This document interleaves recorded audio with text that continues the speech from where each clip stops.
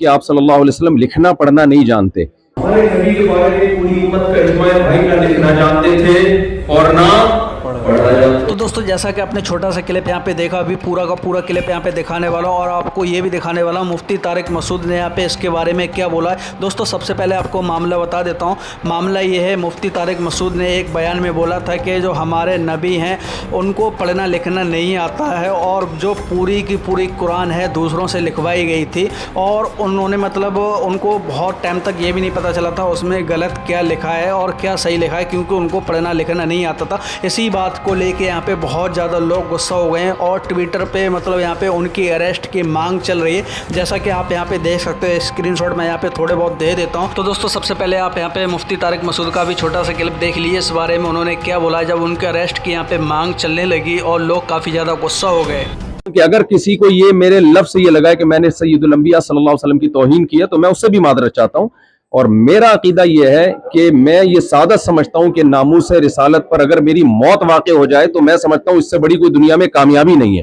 خود سوچئے کہ جو شخص قرآن کی صداقت کو بیان کرنے کے لیے آیا ہو وہ کیسے قرآن کو کہہ سکتا ہے کہ معاذ اللہ یہ غلطیوں کی کتاب ہے. معاذ اللہ. میرا کلپ آپ سن سکتے ہیں. دوسری بات، نبی صلی اللہ علیہ وسلم کی شان کے لحاظ سے جو میں نے یہ بات کہی کہ آپ صلی اللہ علیہ وسلم لکھنا پڑھنا نہیں جانتے. ہمارے نبی کے بارے میں پوری امت کا اجماع ہے، بھائی نہ لکھنا جانتے تھے اور نہ پڑھا جاتا. میں نے ہرگز آپ کو ان پڑھ کا لفظ آپ کے لیے استعمال نہیں کیا. یہ توہین کا لفظ سمجھتا ہوں میں. میری طرف کسی نے منسوب کیا کہ میں نے یہ کہا ہے کہ میں نے نبی کو معاذ اللہ ان پڑھ کہا ہے. ہرگز نہیں. میں نے کہا آپ صلی اللہ علیہ وسلم لکھنا پڑھنا نہیں جانتے. یہ لفظ امی کا ترجمہ ہے اور یہ بھی نبی صلی اللہ علیہ وسلم کی شان میں بیان کیا ہے. مقصد یہ ہے کہ آپ صلی اللہ علیہ وسلم جو لکھنا پڑھنا نہیں جانتے پھر بھی تمام علوم کے حامل ہیں، کیونکہ آپ نے براہ راست اللہ سے علم لیا ہے. اور اللہ کے بعد میرا عقیدہ ہے کہ آپ صلی اللہ علیہ وسلم سے بڑا علم والا اس کائنات میں اللہ نے پیدا نہیں کیا. تو آپ لکھنا پڑھنا نہ جاننے کے باوجود ساری دنیا کو آپ نے پڑھایا ہے، ساری دنیا آپ سے سیکھنے کی محتاج ہے. تو یہ نبی صلی اللہ علیہ وسلم کا معجزہ ہے، اور جب کسی کا معجزہ بیان کیا جاتا ہے تو معجزہ اس کی تعریف میں ہوتا ہے.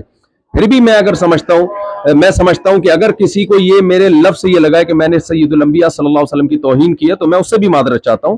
اور میرا عقیدہ یہ ہے کہ میں یہ سعادت سمجھتا ہوں کہ ناموس رسالت پر اگر میری موت واقع ہو جائے تو میں سمجھتا ہوں اس سے بڑی کوئی دنیا میں کامیابی نہیں ہے.